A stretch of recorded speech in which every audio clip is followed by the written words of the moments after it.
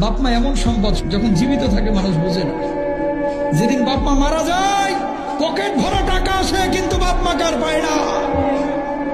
আজকে মা মোরগ খাইতে পছন্দ করে, মা হাঁস খাইতে পছন্দ করে, কিনে দেওয়ার মতো অনেক যুবকের সামর্থ্য নাই।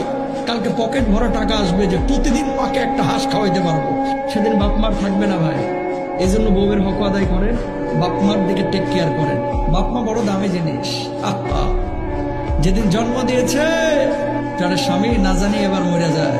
কত মানুষ তো জন্ম দেওয়ার সময় মারা যায়, তুমি আমারও মাফ করে দিও। এইভাবে আপনারা দুনিয়ার মুখ দেখিয়েছেন নিজের জীবনটারে বাজি রেখে। অনেক যুবক আছে বাপ মাকে না জানায় পালায় গিয়ে সুন্দরী মেয়ে বিয়ে করে ফেলায়। কথা বলেন ঠিক কিনা?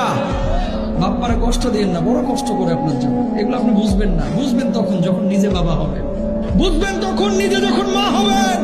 তখন বুঝে আর কোনো লাভ হবে না, ততদিনে মা কবরে চলে গেছে।